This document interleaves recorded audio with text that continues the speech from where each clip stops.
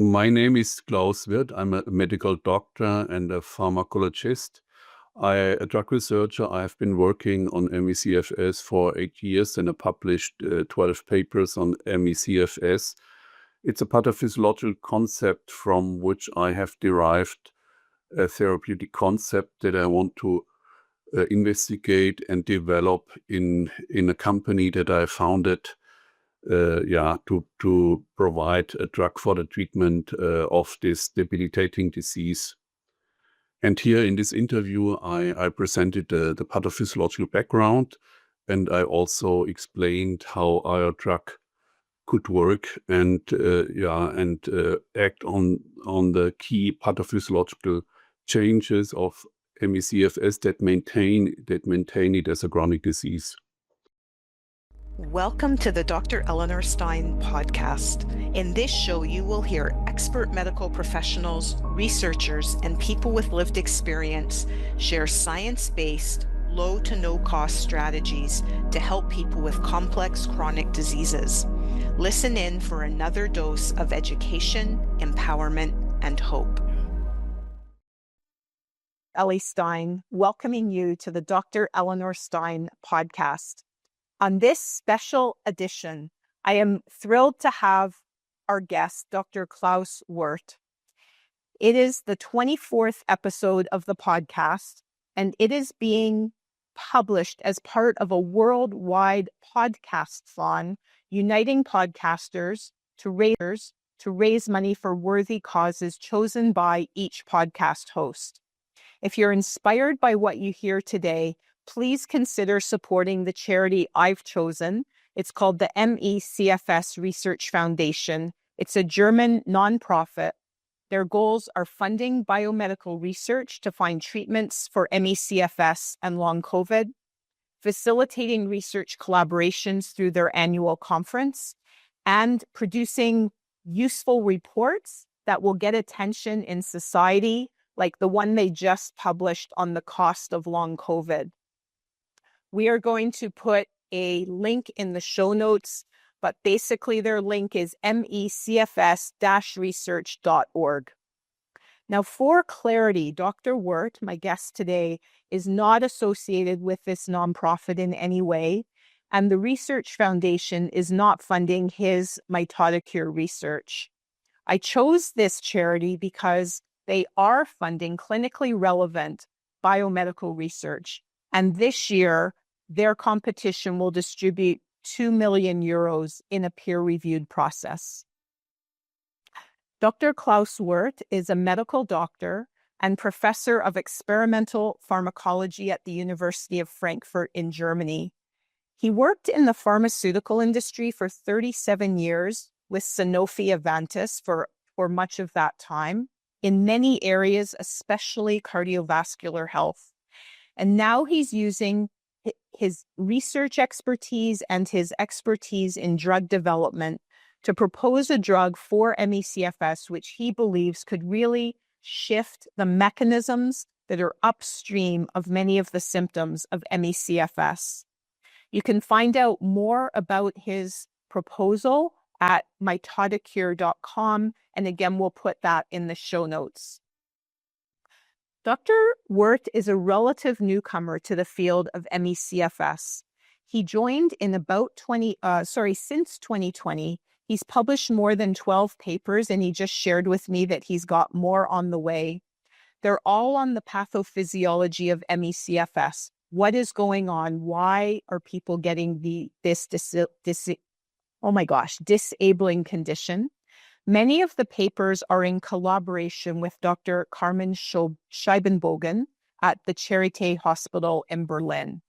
The papers are complex, necessarily complex, and they're important because they're attempting to integrate the findings of many different lines of research into one elegant hypothesis of what causes ME and long COVID. So Dr. Wirth, welcome to the podcast. Yeah, good evening. Yeah. I'm wondering if you could maybe just start by letting us know how you made such a big shift in your research interests.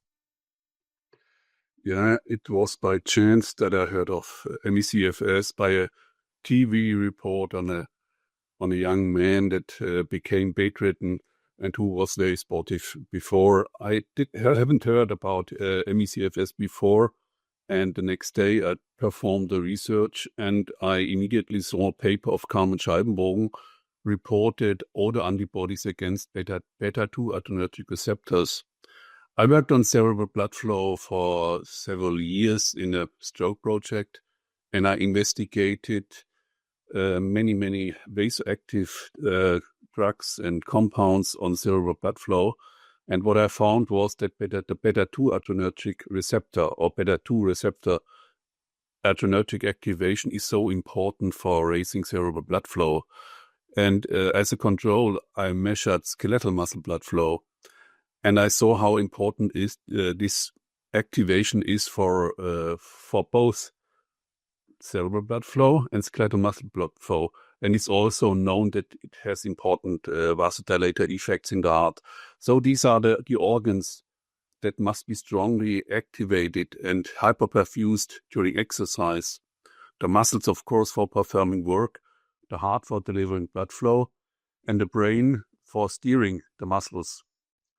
So this is why I immediately recognized that mental and muscular fatigue are present and that they could be explained by a dysfunction of these beta-2 adrenergic receptors, here by autoantibodies. Of course, everything is much more complex, but still beta-2 adrenergic dysfunction plays a very important role, not only perfusion, but also for ion transport in skeletal muscle, and even for regulating volume. Yeah. And so I thought maybe, so thanks for that great introduction. And it leads right into my first question. When I read your papers, and I have to admit they're challenging, I've read them more than once, what the sense I get is that your hypothesis is saying there's a loss of homeostasis in really important control mechanisms. One involves blood flow, one involves blood volume, and then the third one is loss of homeostasis of many things, but specifically sodium and calcium, leading, in the case of calcium, to actual toxicity of the mitochondria. I'm wondering if you could just go through those three main pillars of your hypothesis. How is it that the body gets out of homeostasis when we've evolved for that to be like the most important thing, right? We function in this Goldilocks zone, and you're saying, but in MECFS, we're not in that zone. Yeah, there is an imbalance of the neurotransmitter. There is a predominance of excitatory transmitters over inhibitory transmitters, and this leads to an overactivation of the brain and also of the sympathetic nervous system. So the sympathetic nervous system is stimulated all the time, while it should only be stimulated during exercise and efforts, not at rest. The vagus should predominate at rest.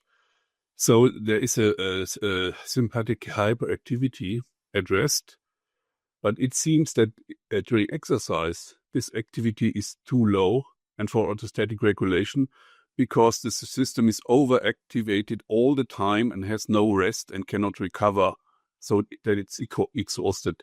So the first thing that is disturbed is sympathetic activation for exercise, where it's strongly needed.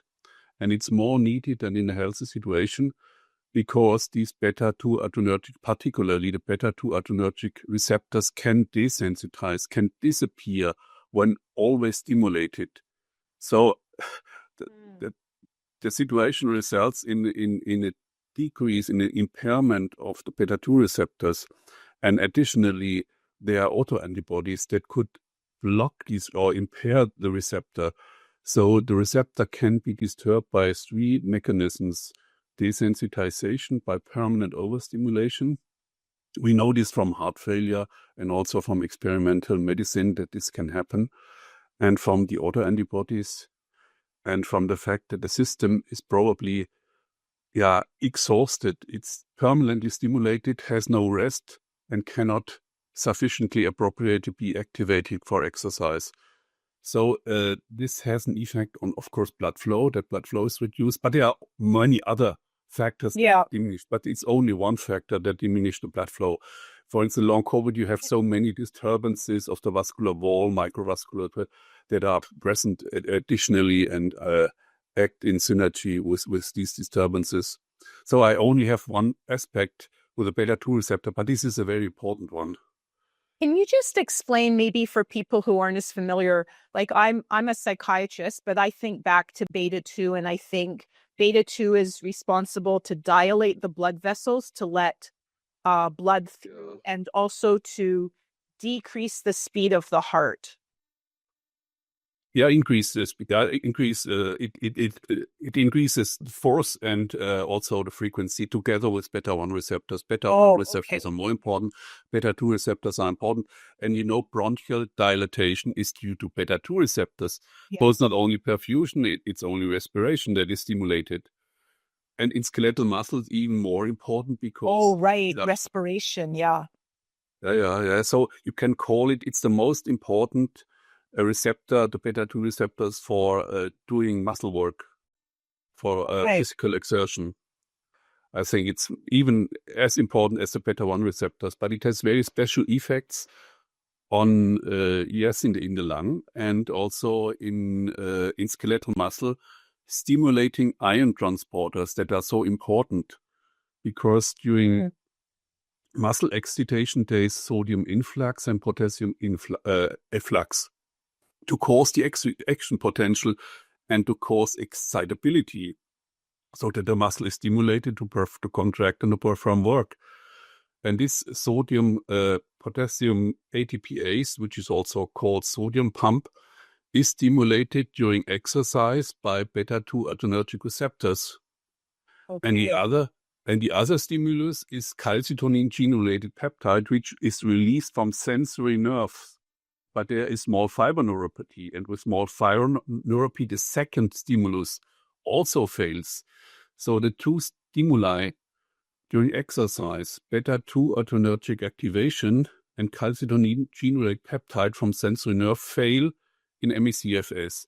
Additionally, this pump requires a lot of ATP, but there is malperfusion and there is mitochondrial dysfunction, which lower ATP.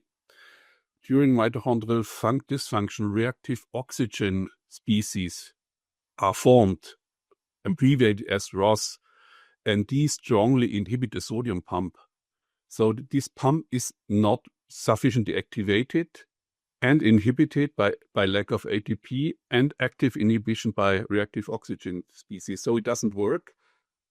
And that's why the sodium, so when you talked about the action potential, so usually the sodium is sitting outside the cell and the potassium sitting inside, and the action, and it builds up a charge differential, which is released when the muscle fires. And then the pump is required to rebuild that action potential. So if it's not working, the muscles can't work. Muscles can't work, and if sodium gets too high, calcium gets high. So the causes for sodium rise is that the sodium pump is not activated sufficiently. And the second reason is hypoperfusion. With hypoperfusion, there is anaerobic metabolism. And with anaerobic metabolism, protons, lactate and protons arise in the muscle cell. And they are exchanged for sodium, for the sodium proton exchanger. So with every hypoperfusion, sodium rises intercellular because of this exchange. And now the transporter, the sodium pump, doesn't work properly. So there are two reasons. There is an increased influx of sodium and a decreased efflux. And then sodium rises. But this has deleterious effect on mitochondria. Mitochondria require calcium for working, but there is an optimum. And when the optimum is passed, calcium is damaging or decreases first ATP and then it damages the mitochondria. It's called calcium overload. calcium overloaded damages first the mitochondria and preferentially the mitochondria. But if it's too high, the cell is also damaged. And this has been shown in an investigation in Amsterdam by the Wirth group, that patients on ergometer work, they develop muscle damage, cell necrosis in skeletal muscle after the exercise. So the cause for the calcium rise is the rise in sodium. There is a sodium-calcium exchanger, which transports out calcium for the influx of sodium, which is the driving force. But at high intracellular sodium, the transport direction is reversed. So this calcium exchanger imports calcium instead of exporting it. So that it means high sodium can lead to calcium overload. And this disturbance I'm picturing like all these interconnected gears. And so when this one's turning, that causes that one to turn, which causes that one. And it's just kind of this domino to this picture that you're painting, where now there's not enough blood getting to the cells. There's not enough oxygen, so it's getting anaerobic. The beta-2 receptors aren't working, so they're not getting iron where it's needed so that the muscles can work. And then the sodium, okay, I'm getting lost. Then the sodium rises. Sodium rises because there's not enough ATP to work the sodium-potassium pump, which is a real energy hog. And then as the sodium rises, calcium rises. And also the high intracellular hydrogen, the acid, makes that problem even worse. Yeah. Two reasons: an increased influx by the proton exchange, because the protons must be exported, and this is in exchange for sodium as the driving force. So there's sodium loading with the worse perfusion. There's sodium loading, and synergistically, the sodium pump doesn't work, so sodium accumulates, and with accumulation of sodium, the calcium exporter changes its direction. It doesn't export calcium anymore, which is its physiological task, but it imports calcium, which leads to calcium overload. This is known from experimental medicine, or also from clinical medicine. In the ischemia reperfusion, we call it injury. We call it ischemia reperfusion injury paradigm. So this is a well-known damaging mechanism, and we have to explain a damage. What we see in skeletal muscle is not simply a limitation. If you put a patient on an ergometer with anemia or with heart failure, he or she won't be able to strongly exercise. But they have no post-exertional malaise. So this is a difference. There is no damage. They simply stop working or have a limit. But the MECFS patient can't perform sufficiently and develops post-exertional malaise. So this is the difference. And so what's your damage? Yeah, so people are so disabled by PEM, right? That's probably the most disabling aspect of both ME and long COVID. So can you you've kind of talked about it, but maybe just explain a little bit further how your theory explains PEM? Yeah, it's mitochondrial dysfunction. Mitochondrial dysfunction develops, and there are different grades of extent of mitochondrial damage. And I think mostly it's only relatively mild damage, but it occurs again and again, and so damage is repetitive and cumulative. So there is probably mild mitochondrial damage in most cases. And then, what does calcium overload do? I think it causes downregulation of calcium-sensitive proteins and things like that. So the mitochondrial situation gets worse. And later on, after 1 day or so, proteins are downregulated. And then there's a lack of energy. Okay. And in skeletal muscles release many vasoactive mediators for raising blood flow. So this is a compensation. Skeletal muscle can raise blood flow from baseline by 30-fold. So new muscle. 30-fold. So when we exercise, all the processes, including the beta-2 receptors, are supposed to increase blood flow dramatically, up to 30-fold. Okay. There are also many local mechanisms, flow-induced vasodilation, release of nitric oxide, but also mediators are generated like bradykinin, histamine, prostaglandin E2, prostacyclin, adenosine, a number of mediators, vasoactive mediators. They have a very short half-life, and they should their effect should be limited to the skeletal muscle because of the short half-life. But if there is severe energy depletion, these mediators are excessively produced and can spill over and reach and get into the circulation and can reach every organ. So typically such mediators cause pain, they cause hyperalgesia, they cause vasodilation, and they promote microvascular leakage, which leads to volume loss. And in the kidney, these mediators raise renal blood flow, and in the distal tubules in the kidney, they inhibit the reabsorption of sodium. So altogether, this would cause renal loss of sodium and water. And I started with this explanation of the renin paradox.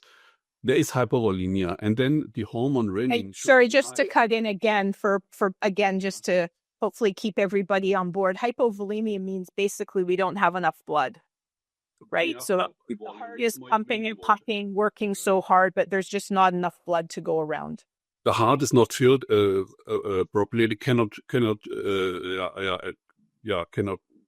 pump enough blood for muscle perfusion or also for the brain. And this is particularly evident when standing up, which means orthostatic dysregulation. And additionally, many patients have connective tissue disorders, Marfan syndrome and the other connective tissue, EDS. The vessels are flaccid, they are overdistended, and they do not contract appropriately during exercise. And when standing up, the large vessels, the vein and the large vessel should contract to deliver blood to the heart, but it is also disturbed. And additionally, it requires sympathetic activation, and this may also be disturbed. So there is not only hypovolemia, but it's also the dysfunction of the large vessels for several reasons that decrease cardiac filling, and therefore cardiac output during exercise. So hypovolemia is very important, So it's like I'm getting this picture of a runaway train. Like we started with one problem, which I want to come back to, maybe not right this minute, I hope I remember, of the increased sympathetic tone. And now we've got this cascade of events.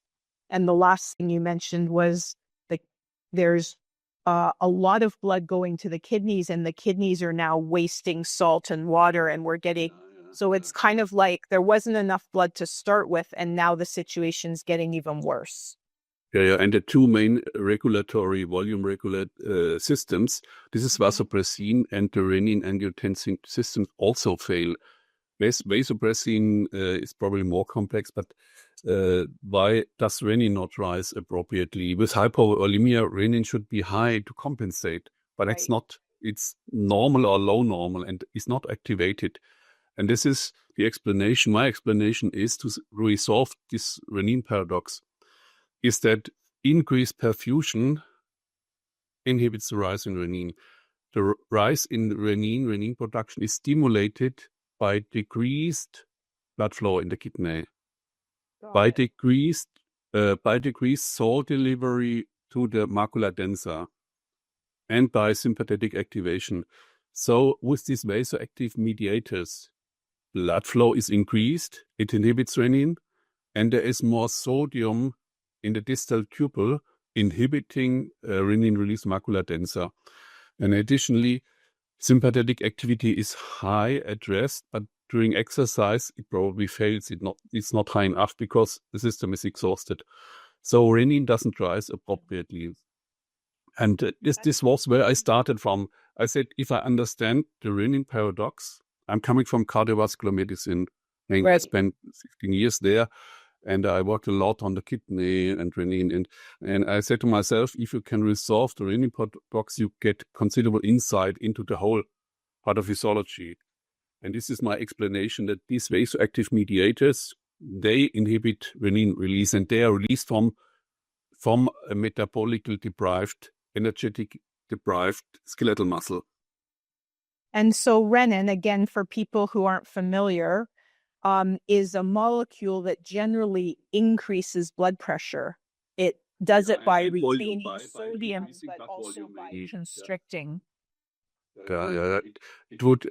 So if you have too low volume, the renin rise would fill up the vascular system. Right. But it doesn't occur because renin is low or remains low. It should be high, but it's not high. It's normal or low normal. So it's not responsive. Why do you think the sympathetic drive is high in the first place? Like, you kind of started with that premise. And in the field, I've read many, many studies over the years confirming that we seem to be in an imbalance in the autonomic nervous system with a sympathetic predominance. Why do you think, and I've never fully understood, I don't think we're stressed more than the average person. Why do people with ME or long COVID tend to have this predominance? One reason is certainly orthostatic dysfunction as a risk factor. Many people have particularly patients with EDS, Ehlers-Danlos syndrome. They have this problem with the vessels, and so they have always orthostatic dysfunction and orthostatic stress.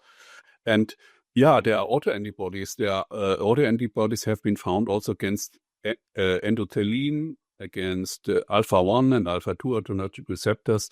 So there are probably numerous causes for orthostatic dysregulation at the vascular level, but also at the regulatory level. For instance, alpha-1 autoantibodies against alpha-1, alpha-2. So there are numerous autoantibodies against different structures, and some concern the vascular regulation. And do you have an idea, and you may not, but I'm just throwing it out there, why, our homeostatic mechanisms in our body are so elegant and so tightly controlled?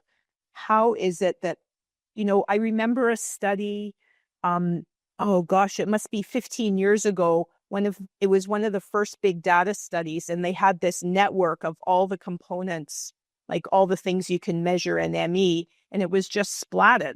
You have the healthy person and everything's connected as it should be to all the other mediators. And in ME, it was just nothing was connected as it should be.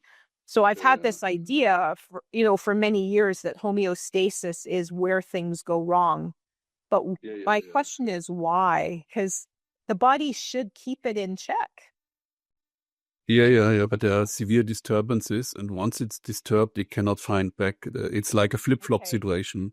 Like a flip-flop situation. It's difficult to get back once it's deranged, because the derangement are so strong that they reinforce and maintain each other and maintain themselves. The damage is self-reproducing.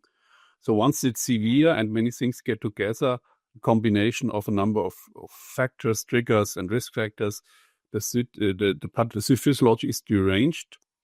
And it changes the mode in this very unstable situation, and this is self-perpetuating by a number of vicious circles, and you can't come back as in a flip-flop situation. Okay. Self-stabilizing. Talk a little bit more then. I guess at the end of that whole series of dominoes, we have PEM. That's where things are just not self-regulating. And you do just the tiniest bit of activity and you pay for it for days, weeks, or months. Can you talk about what your theory implies for pacing or for the best way to manage, day to day for people? I think with every PM, the mitochondria are damaged. There's damage, and this leads to cumulative damage over time. And then mitochondria, the pool of intact mitochondria gets lower and lower and more damage, so it's difficult to recover. And this is then self-reinforcing, because the more damaged mitochondria you have, the more anaerobic metabolism, the more protons, the more calcium overload. Right. And so pacing is extremely important to avoid PM associated damage, because the associated damage has a cumulative effect. So that's why it's so important. And during PM, I think there is also that hypovolemia worsens. I have a new paper where I'd explain this, that its exercise is a volume challenge, and there are many mechanisms interact. And beta receptors are also important for hypovolemia, the beta-2, because the beta-2 receptor activation inhibits microvascular leakage. So adrenaline has an important function in reducing excessive microvascular leakage. So it preserves volume. And in the kidney, a sodium transporter, the most important sodium transporter, is also indirectly activated by beta-2 adrenergic activation. So beta-2 activation also plays a role in volume regulation. Wow. Okay. So it's got its fingerprints all over this beta-2. Yeah, it has at least 10 effects. The dysfunction, at least 10 harmful, separate harmful effects. So it's not the only cause, but it's, let's say it's the most important one among many other abnormalities. So just to maybe again for people listening who are trying to take all this in, you've called this an acquired mitochondropathy. That's a strong, and you've talked about it already today, that the mitochondria are actually damaged. And can you, other than the WOOSH study, is there other, I've actually kind of gone on record to say the opposite, that I didn't think the mitochondria were damaged. And so I'd really like to hear more about, the evidence that you've uncovered that would prove me wrong. I guess I'm trying to be hopeful, right? That they're not really damaged. They can come back online when the circumstances allow. Yeah, there is, of course, we need more investigation to show the damage. But this was very clear, and we know this from pharmacology and experimental medicine, that calcium overload causes damage. What has been shown by the group in Charité is that sodium with an MRI investigation, that sodium is high, intracellular sodium in skeletal muscle is high. So this is the precondition for calcium to rise. And in different investigation, one can see signs of damage and regeneration. So we used to measure the damage one day after the exercise. So it's present, but muscle heals quickly. So you must really do it after exercise and one day after exercise. But in other investigations, signs of damage have been shown, and also in papers that are not published, but which I saw, there are signs of damage and regeneration. So we can always see signs of damage and regeneration, which can only mean that it occurs all the time. Right. You frequently have damage and regeneration, and skeletal muscle can regenerate very quickly. So I was just going to say, that's really what people report. People who are severely ill, their biggest problem is no matter how little they do, they feel like they're not able to recover or get ahead. They're always behind the 8 ball. They're always just on that edge of getting worse. Yeah. And in the severely ill, I think there is an additional problem effect. When the sodium pump doesn't work appropriately, the skeletal muscle membrane is depolarized. Right. And then this can easily lead to inappropriate excitation, because central muscle tone is raised. There is probably noradrenaline is too high and has an influence on on muscle tone. GABA seems too low. Glutamate seems too high. So the three mechanisms that have an influence on skeletal muscle tone fail. You know how important GABA is for skeletal muscle relaxation. And so if you have a depolarized membrane and a higher tone, you get always excitations. These can be unnoticed or appear, manifest as fasciculation, cramps, and so on. Right. And they lead to sodium influx and calcium influx. So they have a damaging effect as exercise does. So this could be a mechanism how the severe patient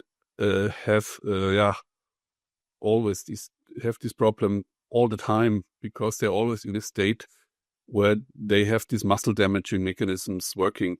Yeah, even doing barely anything. Yeah. Even with the slightest effort, this may occur, and that this damaging mechanism may be operative.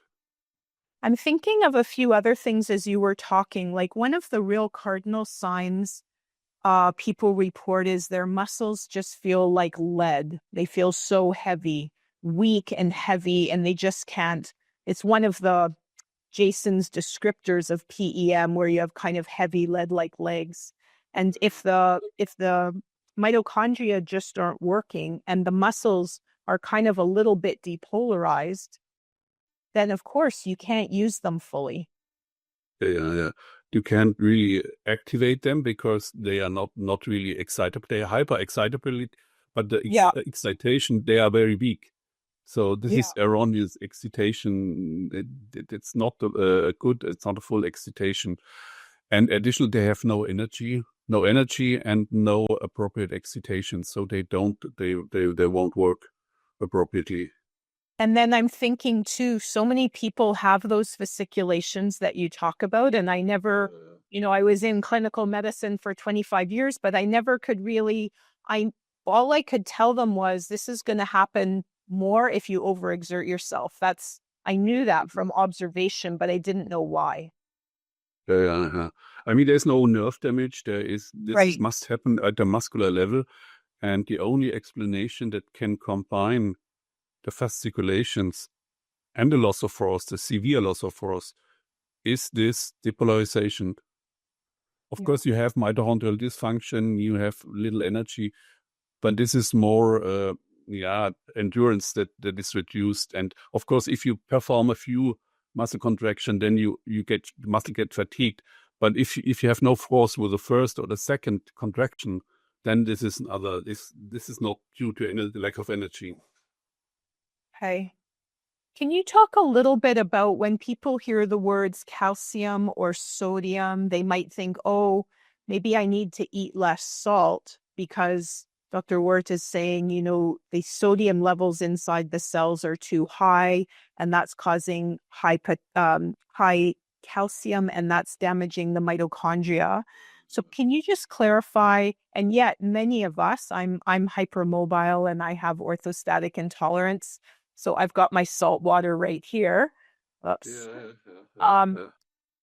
So can you just kind of clarify, because I don't want people to listen to this and stop eating the salt that they need to keep their blood volume up. This would be very harmful, because the amount of sodium must be too low, because it's proportional to the volume and determines the blood volume. So it's too low, but intracellular, in always skeletal muscle, it's too high. But this is unrelated to blood sodium, because it's tightly regulated by transporters. So you should take enough salt to fill up the blood volume. And the sodium in skeletal muscle, it's really a different story. It's it's unrelated to plasma sodium, because if you take salt, the salt concentration does normally not rise, but the volume is expanded. So if the concentration rose strongly, this would have an effect on intracellular muscle sodium, but it doesn't. It's simply that volume is expanded with an amount of sodium, but not a concentration. But the concentration would be important for the gradient that could raise intracellular sodium. Okay. One of the things I've heard you talk about is, I would say similar. I know it's, well, maybe I'll ask you this question. How does your theory fit or not fit with Dr. Navio's idea of the cell danger response? He's not talking about mitochondrial damage. He's talking or believes that the mitochondria kind of go into a resting or hibernation state because the environment is so hostile. Yeah. I mean, normally this wouldn't cause damage. We have to explain the damage. And Yeah. the only from the histology we see in Wirth's investigations, a number of causes are excluded. So the main thing is that we have to explain this damage. If the muscle would rest, it wouldn't be damaged. I mean, this would be hibernation. Animals hibernate, but they are not damaged by hibernation. Hibernation is not damaging; it's preserving the structure. So I think has that work been replicated? The work showing the damage, like you feel that's very solid finding. Yeah. I already said the Wirth investigator were done one day after the exercise, after the ergometer exercise. So you see the damage, but it heals quickly. It's not severe damage. What is damage? Mainly damage are the mitochondria. Skeletal muscle structure, myocytes themselves are also, you would say, slightly damaged. But calcium overload mainly damages the mitochondria. But if the damage is too high, the cells are also damaged. But I would say in most cases, there is no real cell damage, but it remains at the level of the mitochondria. And this has not been replicated so far, but I saw other papers that really show signs of damage and regeneration in the histology of skeletal muscle. And the signs of damage, it's not acute damage, but of past damage. And so the presence of both damage and regeneration, signs of damage and signs of regeneration, tells me that this occurs all the time. Right. It's chronic. It's chronic, yeah. And at the latest with every PM, at the latest there's damage with every PM. Sorry, I missed that. Less damage with every PM or even before. Oh, with every episode of PEM, you're creating more damage. What triggers PM causes the damage, and the damage is related to PM and one of the causes of PM. Got it. One of the ways in which your and Dr. Navio's theories are similar is that you both talk about you can end up in this mess by coming from a number of different triggers. It's not linear. It's not just, and that once you're quite ill, the original trigger may not be so important. I'm just wondering if you could talk about that a little bit. Yeah, the original triggers may even like maybe you had an infection like COVID, for example. In COVID, it's very clear. In long COVID, there's severe vascular damage. And it's at the microvascular level, thromboinflammation of the capillaries. So it's microperfusion is disturbed, but also macrovascular changes and the heart. And so there's an interaction of many cardiovascular parameters that decrease perfusion. And this is not yet MECFS. With risk so there's some differences. Yeah, this can heal, but part of the patients develop MECFS under the influence of risk factors. And I think this has to do with the autoantibodies or genetic predispositions. And then they develop this autonomic dysfunction or this imbalance of the neurotransmitters. They are not only the noradrenergic system is disturbed, but the group of Karman-Scheibung, they have found autoantibodies against the proteins that are involved in GABA. So the GABA system could be disturbed. And glutamate and glutamate receptors have been found increased. So there are probably more disturbances. Histamine is in the brain, it can be increased. Glycine can be decreased. Serotonin is probably decreased because tryptophan is not sufficiently absorbed from the gut, and it's converted by IDO1 in another direction, not to consumed up, and is not converted to serotonin. So probably many transmitters are disturbed. The result is an imbalance and a predominance of excitatory transmitters over the inhibitory transmitters, which causes the high muscle tone. And of course, this overactivation of the brain, overactivation, tired but wired, always wired but energetically deprived, but the brain is overstimulated. It's so interesting you said that. Many years ago, I was asked to appear in a court case, to support a patient. And I used that term tired but wired, and the judge threw it out because, he didn't understand it. So, but I think all patients know exactly what that means. Yeah. Because they're always overstimulated, the body is tired, energetically, no recovery. Yeah, and if you have this imbalance between glutamate and GABA, I mean, it's going to lead you just towards being unable to be at peace or at rest in your brain. Yeah, of course. I'll be able to be calm.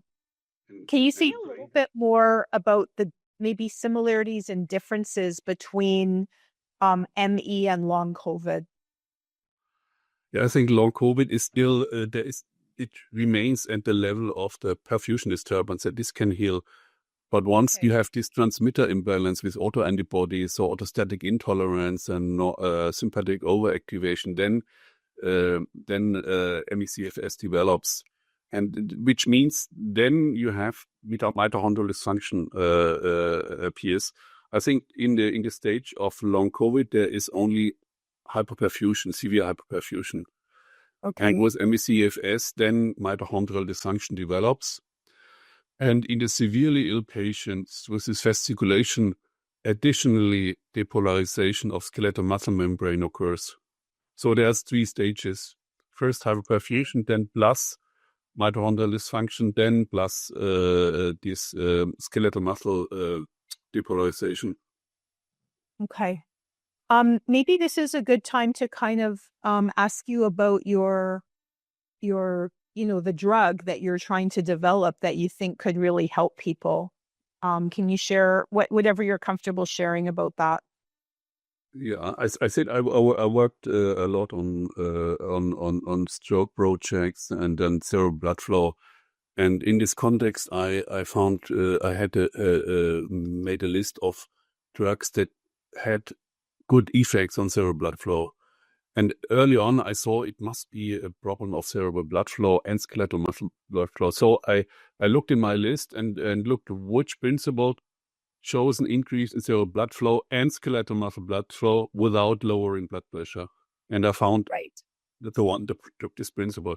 Only 2 years later, I saw, I recognized that the mitochondrial dysfunction, skeletal muscle, and this idea of sodium-calcium overload. And then I found out that the beta receptors are also very important. They are not only, I didn't think about a beta receptor first only in terms of blood flow, cerebral and muscle blood flow. Then later on, 1 or 2 years later, I saw how important the beta receptor is for activation of the sodium pump. And then I also saw that our compound should have an effect on the sodium pump and activating the sodium pump, and also a mitochondrial calcium exchanger. So first I thought about blood flow, then later on I recognized that the other effect on the sodium pump could be even more important. And the compound also has an effect on decreasing microvascular leakage, additional effect. It's also an effect on blood vessel, also a vasoactive effect apart from dilating cerebral and skeletal muscle and cardiac arteries. It has an effect. It reduces microvascular leakage. So you've named, just want to make sure I got it right. I've heard 4 potential mechanisms. One is to increase blood flow.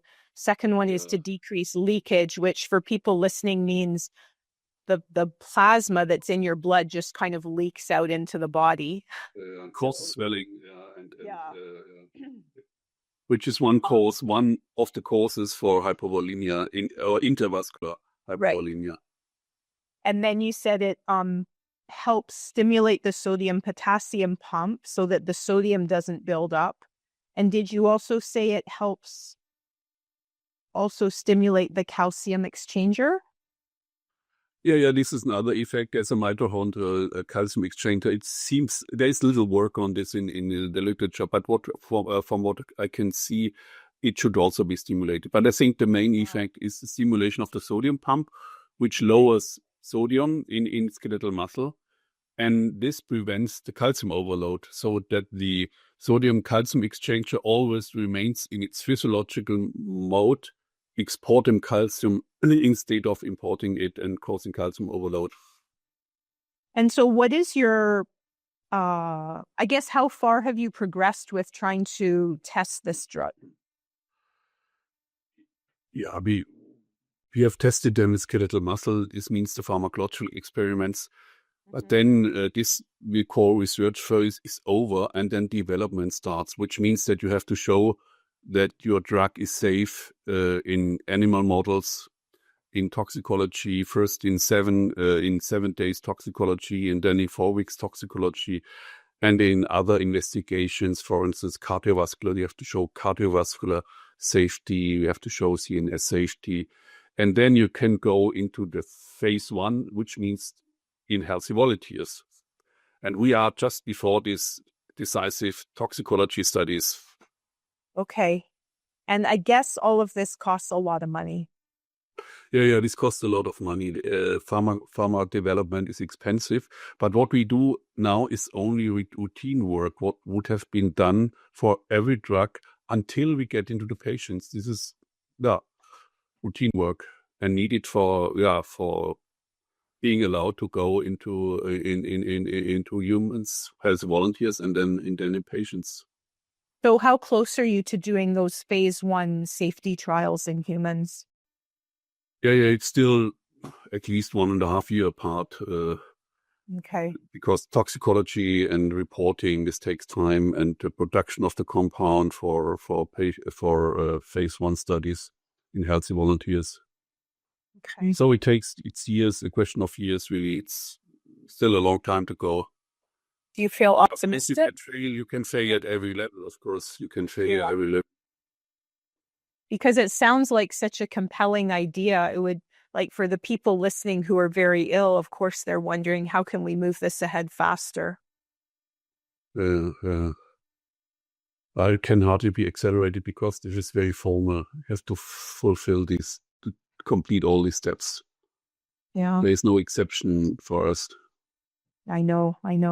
I think that's one of the biggest frustrations in the field. We now have really, skilled, smart researchers like yourself and like Dr. Scheibenbogen and so many others coming in all over the world.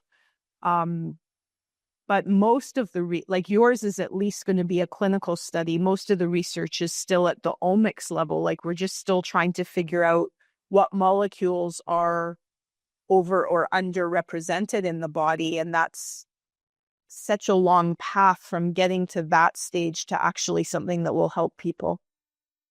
Yeah, I'm a pharmacologist and a drug researcher. And of course, my aim from the beginning was to find a drug, a treatment. And therefore, I was really focused on what could be useful for drug research. Yeah. Totally focused.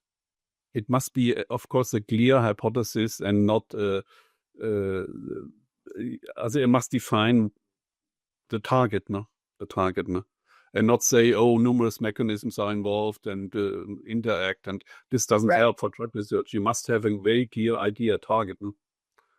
Right. And I think that was something that drew me to the MECFS Research Foundation as my chosen charity for this podcast is that they're really, I think, emphasizing things that are directly going to help people sooner than later, rather than kind of the bench research that, may take 10 to 20 years to progress. Yeah. Anyway, to improve his diagnosis and therapy, of course. Yeah. I don't know if there's any final words you want to leave people with about your work or where the state of the field, or what you're hopeful, what you're excited about, what that might be on the horizon to help people.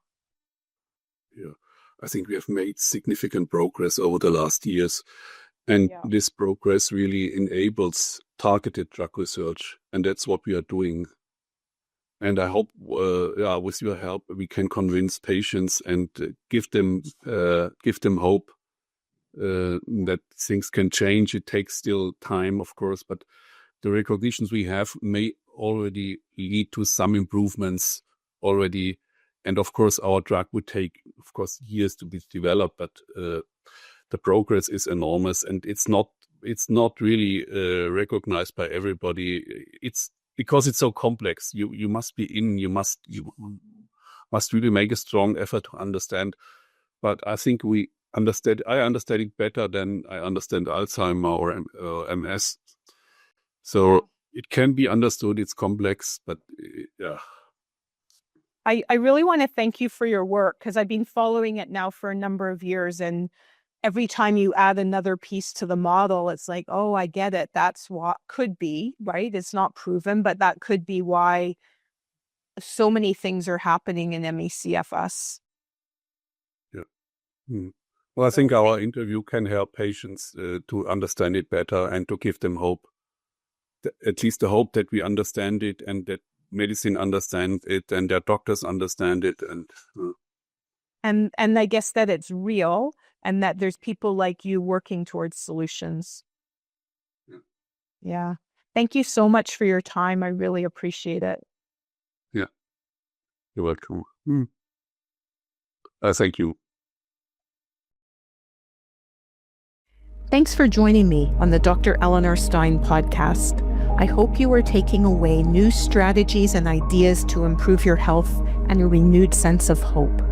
Join me, Dr. Eleanor Stein, for our next episode. Can't wait? Check out my website for a wealth of free resources.